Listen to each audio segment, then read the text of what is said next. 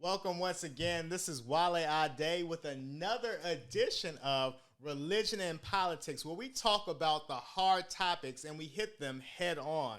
And today we're going to talk about relationships. We shall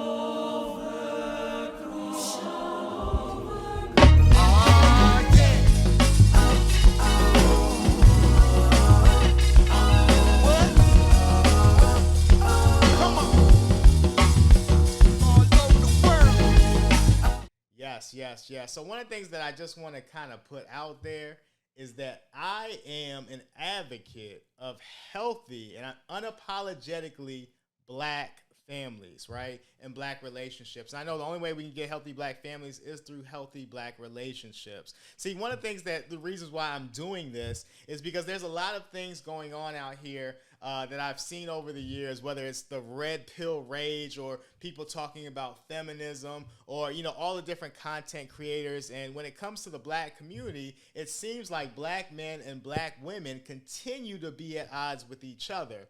And one of the things that I want to understand, us to understand, is that the fact that the reason why we seem to be continually at odds with each other is because we really don't listen to each other.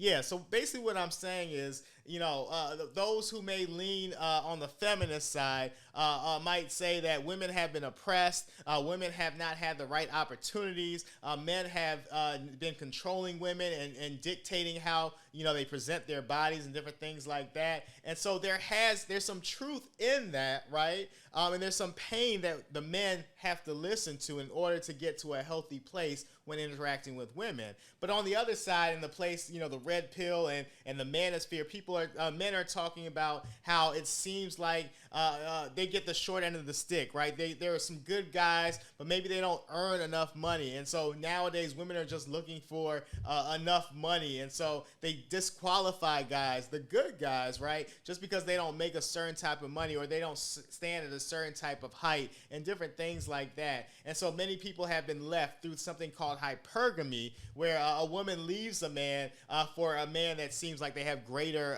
productivity and potential. And one of the things I want to say is that there are some real hurt and pain on this side as well. And so as women and men come together and try to discuss these things, if we listen to each other and we hear the emotion behind both sides, maybe we can have some compassion and empathy with each other with what they're saying.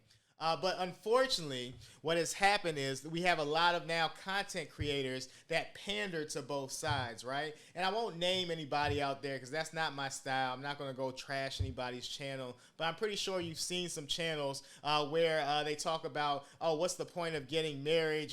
Just go ahead. It doesn't benefit the man. And so just go ahead and sleep with as many women as possible. And they have to live up to your standards and different things like that. Or you hear the other side that say men is trash, just use what you can get the money and get out, different type of things. Or if he doesn't make this much, then he's not a man and he's not a real man. And so you hear these things go back and forth. And what I want to tell you is we got to stop listening to society.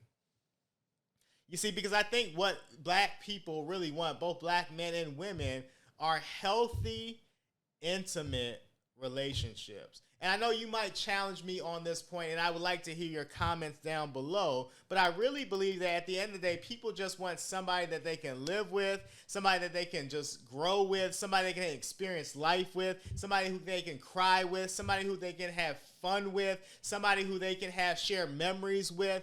They just really want a companion that's going to be there and be loyal to them, and they can rely and trust on them for all the years to come. And ultimately, that's intimacy, right?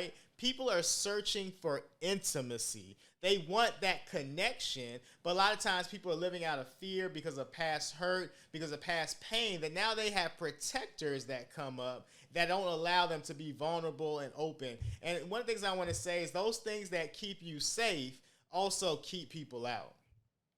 So once again, those things that you've acquired over life that keep you safe are the same things that keep other people out. And so I remember when I used to work at this foster care facility, one of the things that I used to tell the boys all the time is that, I didn't discredit the skills that they learned on the street, right? Those skills they learned on the street were very valuable. They meant a lot to them, right? They helped them navigate and get through life.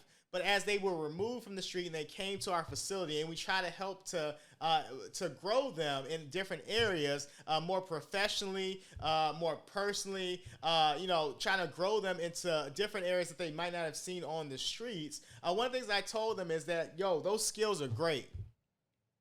Those skills did a lot for you. Those skills probably mean the world to you because they helped you survive.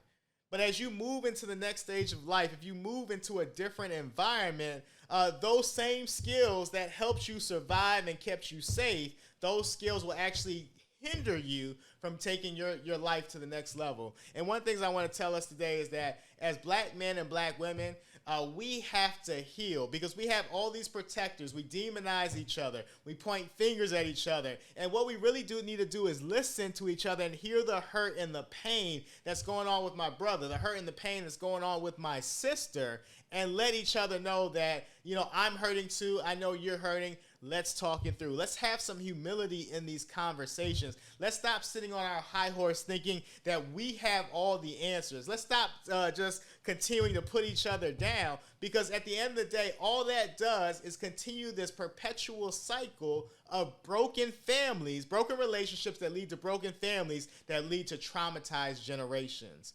And so one of the things that I just want us to do is really reevaluate the stuff we put in our heads. Stop listening to those things that are making you demonize the other gender. Because here in this channel, I'm here unapologetically for black families, and I want to see us succeed. We've gone through a lot of trauma. We've experienced a lot of things together. Now it looks different and it shows up in different ways, but we're both suffering. And so I'm pleading that as we go through and we have this discussion, that everybody starts to just have some humility, take some time. The Bible says be slow to anger, slow to speak, but quick to listen. So I hope that we're quick to listen to each other so that we can talk things out and we can build together and take all these unrealistic expectations that society has put on each other and come to a place where a ground level where we can build what a healthy relationship looks like together in a way that doesn't harm either the man or the woman. Once again, I just thank you for joining our conversation today here on Religion and Politics, where we talk about the hard topics. Until next time, we'll see you soon. This is WaleAde. Take care. No peace, no justice, no peace. Put your fist up high. Put your fist up high. Put your fist up high.